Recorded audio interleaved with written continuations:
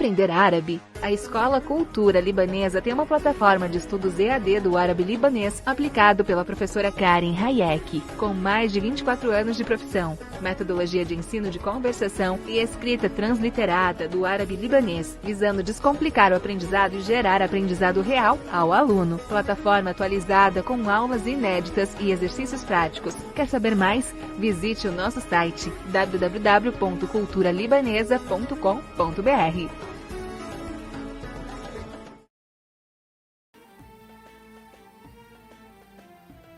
Marhaba, hoje eu estou aqui no Morumbi, na frente desse cedro do Líbano, na casa do grande escritor Roberto Duailib, que vai contar pra gente a história da vida dele e sobre o seu sucesso. Acompanhem comigo.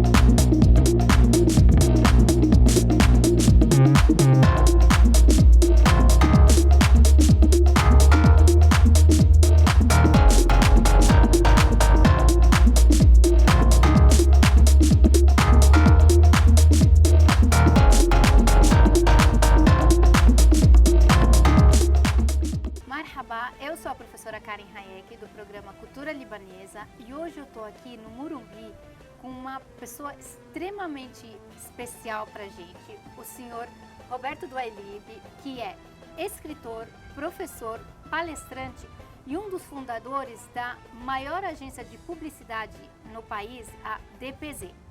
Ahlan Sahla Fik, seja muito bem-vindo. Seja bem-vinda também, Karen. Muito obrigado. Um prazer enorme ter o senhor como nosso convidado. Eu me orgulho muito de ter criado uma biblioteca sobre a história do Líbano desde os primórdios. E agora doei 1.500 volumes para a Câmara de Comércio Árabe Brasileira, que está construindo uma casa árabe na Avenida Paulista.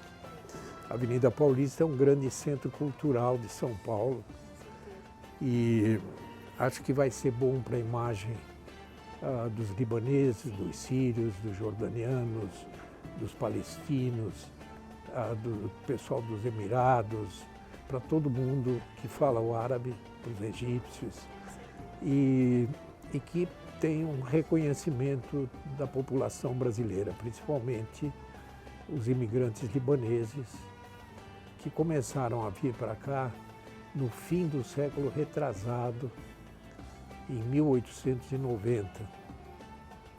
Nós fizemos 150 anos de Brasil e estamos em todas as áreas brasileiras, em política, medicina, mas até uma certa ocasião não tínhamos o reconhecimento como libaneses, porque havia uma pressão muito grande da Síria sobre o Líbano, com as tropas lá, e os libaneses do Brasil se sentiram na obrigação de ser, digamos, uma das asas desse pássaro que precisa voar com duas asas, com os que estão fora e os que estão dentro.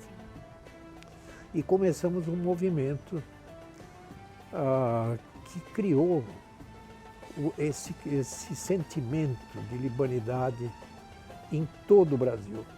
Eu viajei muito fazendo palestras e conferências sobre a minha especialidade, criatividade e propaganda. E eu visitava onde quer que estivesse os imigrantes.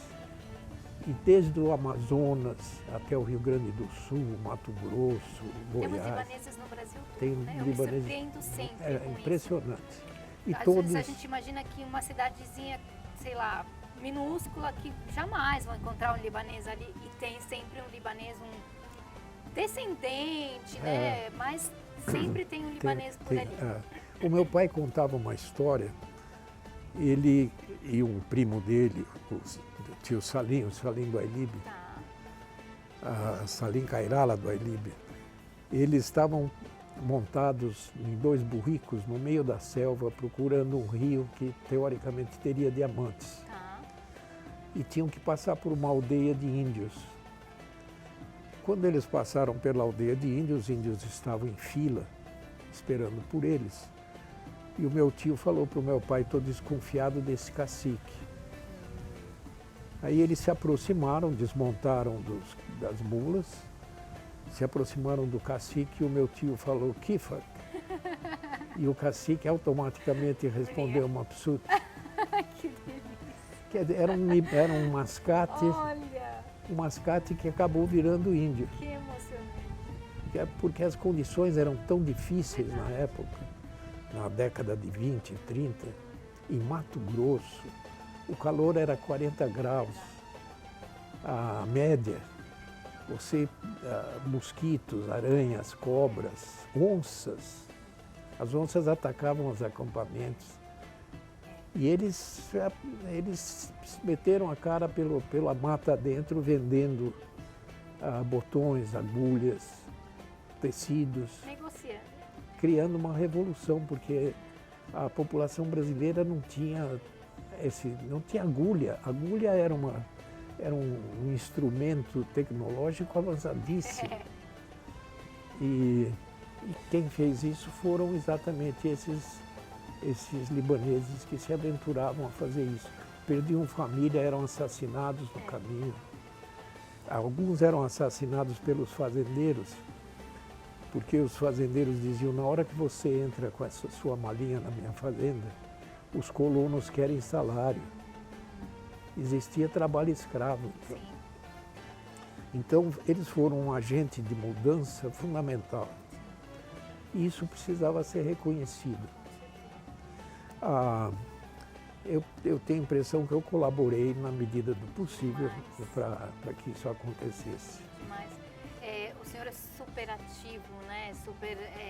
Fez com que a nossa cultura árabe em geral e a libanesa principal chegasse a muitas pessoas, Muitas né? pessoas. E é o que a gente tenta fazer hoje. E, na verdade, a gente tem que manter o legado do senhor, né? Tudo que o senhor plantou, alguém precisa levar para frente e a gente manter isso. E o nosso programa faz com que isso realmente seja sempre ativo, né? A gente fala muito das nossas origens.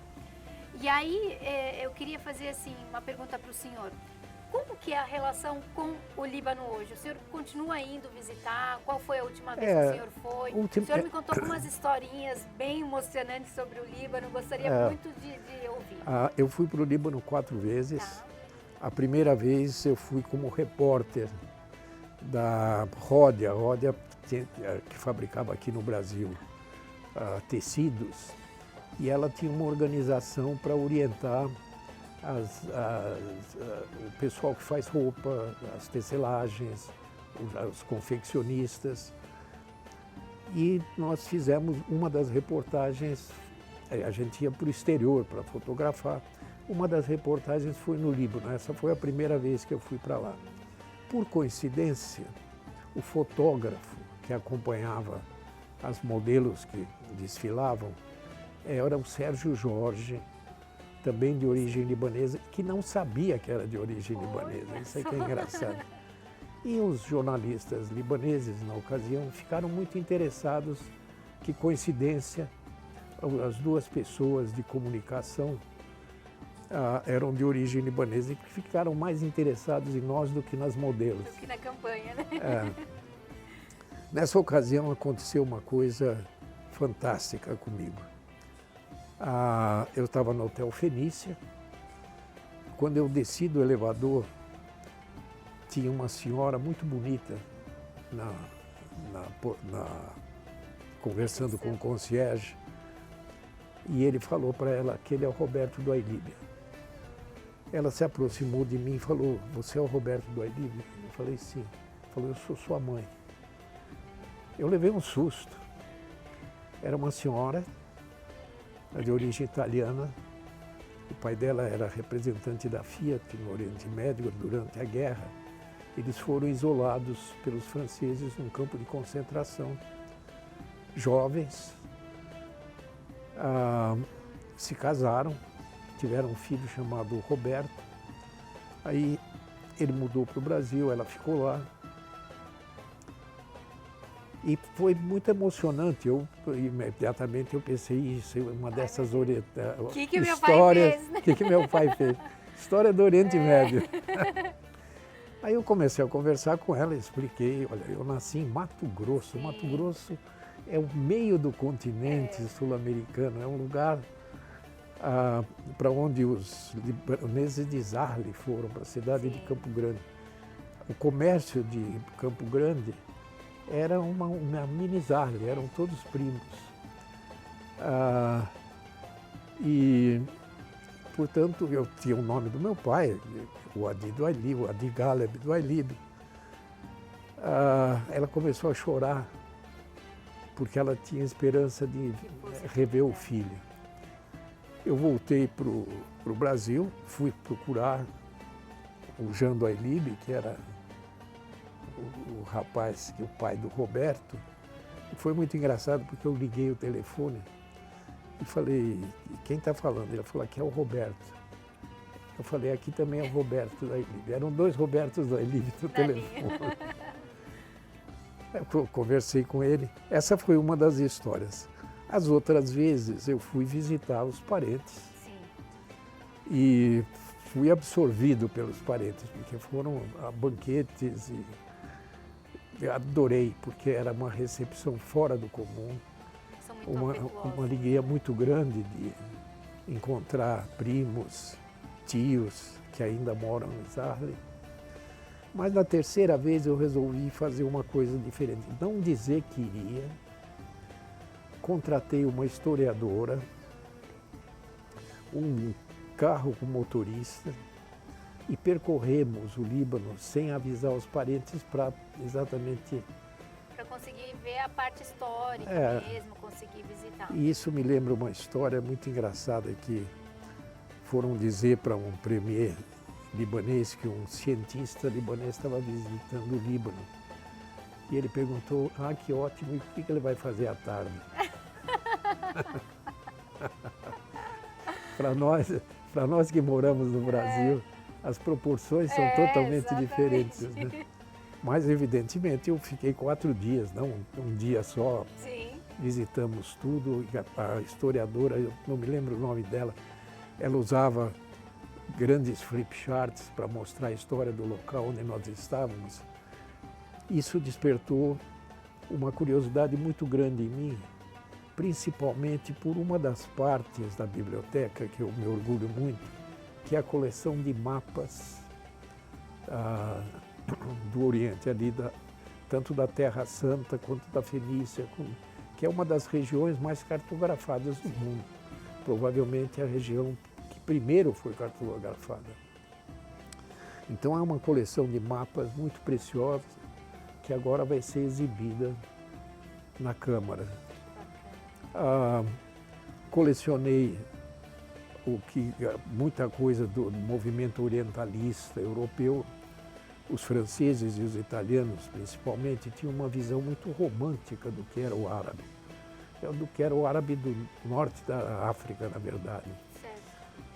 Com seus camelos, com as suas roupas, com as suas aventuras.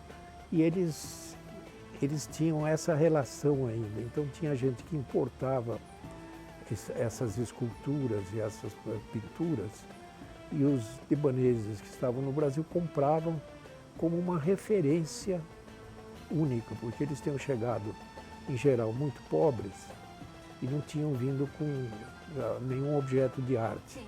Eles vieram com a sua cultura, vieram com a sua arquitetura. Havia muita casa na Avenida Paulista, principalmente, com uma arquitetura de pedra, muito libanesa. Mas, fora isso, não tinha outra referência. E eles eram os compradores. Depois, os filhos e netos revenderam, leiloaram, e eu comecei a comprar. Então, eu fiz uma coleção muito importante. E aí, como que o senhor, a biblioteca o senhor doou para a Câmara de Câmara. Comércio, os mapas que são importantíssimos para eles manterem. E essas peças? Essas peças, eu tenho algumas aqui, Tá. tenho muitas na minha casa, mudei para um apartamento, porque essa casa era muito grande Tá. para mim e para minha mulher. Sim. São 4.800 metros quadrados, precisa ter guarda, precisa Nossa. ter... Aqui em São Paulo infelizmente, um pouco perigoso, mas é maravilhosa. É essa maravilhosa e Muito gostosa. está a 7 minutos é no meio da cidade. Você tem um sítio no meio da casa. É cidade. verdade. Eu conservo muito bem Privilégio, você. né? Que o senhor É. teve por muitos anos, né? O senhor morou quantos anos aqui nessa 46 anos. casa? Essa casa recebeu todos os governadores de São Paulo, recebeu presidentes da República. Nós dávamos muitos jantares, muitas festas. O Fidel Castro esteve aqui, o Bill Gates esteve aqui. Olha, A minha mulher era uma grande anfitriã. Depois, evidentemente, o tempo passa. Nós mudamos para um apartamento menor, mas eu levei muitas das peças para lá. Lá também tem algumas peças que hoje servem como decoração, são muito bonitas certeza. e muito raras. Com certeza. Né? São joias, né? É. São joias. Então, falando sobre as peças, né, que tem um valor gigantesco, o senhor comentou comigo que pode ser que o senhor faça um leilão com algumas dessas peças, né? Que não dá para manter todas, né? E como que vai ser isso? Não, São Paulo tem excelentes leiloeiros. Tá? Que fazem catálogos muito bem feitos, que são muito profissionais. E eu conheço todos eles e mostrei para 2 deles. Um deles, porque quer fazer uma coisa especial, principalmente com as peças austríacas, que são muito pequenas, mas muito raras. Com aquele cavaleiro, que é uma das peças originais, o que eu considero a escultura mais copiada no mundo inteiro, que é aquele cavaleiro árabe caçador. Muito bonita a peça, é francesa. Pra gente. E eu fui visitado na biblioteca ainda pelo embaixador dos Emirados aqui. Ele ficou muito espantado que o rosto daquele cavaleiro árabe é a cara do Zayed. Exatamente. E eles não podem ter.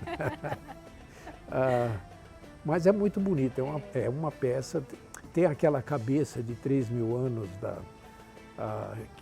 que é uma réplica do Museu de Arte de Nova York, Museu de Arte Moderna, e tem essas peças originais. Isso tem um valor, sob o ponto de vista de fazer um evento especial de leilão, é muito especial. Como tem outras peças, eu tenho uma coleção de galés fora do comum, eu tenho uma coleção de um escultor paraguaio, que é o melhor escultor da América Latina, eu acho, além dos italianos que vieram para São Paulo, principalmente, do Rio, o Bernardelli, o Brecheret e outros. Então, são peças que eu acho que têm valor monetário. E alguém tem que valorizar isso, É. né? Com certeza. E por último, eu vou falar sobre um assunto que me emocionou quando eu cheguei aqui, que é esse cedro maravilhoso que o senhor tem aqui no jardim. E você vai me contar como que você conseguiu trazer esse cedro e fazer com que o cedro vingue aqui em São viesse. Paulo, no meio de São Paulo. Olha, na terceira viagem que eu fiz com essa historiadora, nós fomos nos cedros. Sim. E eu comprei 3 mudas pequenas Tá. de lembrança que eles vendem lá. Sim. Trouxemos no colo, plantamos os 3 aqui, 2 não progrediram, mas aquele progrediu muito. E aqui perto, o Palácio do Governo do Estado de São Paulo, também tem um cedro que foi plantado numa das visitas do premier aqui a São Paulo. Ele plantou e pegou também. Então são 2 cedros do Líbano que existem em São Paulo. Existem outros cedros Sim. de outras regiões, mas é uma planta que, como não é nativa, ela é muito rara que ela se desenvolva. A planta nativa aqui é esse pau-ferro, é uma árvore muito forte. Existente, Né? né? E tem também uma fauna muito grande, Sim. tem muitos pássaros, muitos tucanos, Verdade. né? Muito papagaio aqui. De manhã é uma festa Ai, essa que casa. delícia. É uma paz aqui, eu É. gostei tanto daí que eu estou me sentindo em paz, é uma delícia. Agora, esse cedro eu me orgulho muito dele porque você viu que ele ficou realmente, Demais. ele tem a cara do Líbano, né? Demais. E ele, assim, ele é alegre, sabe? Não aquela que tá, né, murcho, caído, não, né? Não, eu fiquei encantada, já fiz várias fotos. Demais. E as pessoas precisam saber que muitos me perguntam, mas eu queria trazer um cedro, mas não cresce, não... Cresceu. A Cresceu. gente tem a prova. Ele tem 10 anos, né? Tem 10 anos. Maravilhoso, maravilhoso. E eu apresento para todo mundo como é a árvore cuja madeira construiu o Templo de Salomão. É verdade. Bom, foi um prazer enorme conversar com você. Foi um prazer enorme recebê-la. Obrigada por essa oportunidade, por contar um pouquinho do senhor para todos nós. O orgulho que a gente tem como libaneses Muito obrigado. de ter o senhor como nosso entrevistado. E agora, como escritor, como professor, manda um recadinho para os libaneses aqui para a gente. Muito por favor. obrigado. Muito obrigado. Somos muitos e, se possível, muito unidas. Agora nós fizemos uma coisa muito interessante, que foi comprar a sede própria do Consulado do Líbano aqui em São Paulo. Foi um movimento espontâneo, liderado pelo cônsul, e nós conseguimos levantar o dinheiro suficiente para comprar em um ano. Olha que bacana, o E cônsul é me contou essa novidade. Eu não sabia se eu podia ainda contar ou não, mas eu já estava sabendo. Essas coisas eu acho que a gente tem que Tem divulgar. que se orgulhar, né? Tem que se Verdade. orgulhar. E divulgar ao máximo, porque em todos os lugares isso pode acontecer. A solidariedade é uma das características maiores dos libaneses no Verdade. Brasil. Tá ótimo. Obrigada obrigado. mesmo, mais uma vez. E Ahlan Sahlan fique mais uma vez no nosso Muito obrigado. programa. Obrigada. Seja sempre bem-vinda. Muito Prazer. obrigado. Se o seu desejo é viajar, apenas siga o caminho www.sidom.com.br. De São Paulo a Istambul, de Istambul a Beirute, de Istambul para o mundo. Levamos você aonde você quiser, com as melhores condições e as melhores companhias. Seja qual for o seu destino, apenas siga o caminho www.sidom.com.br.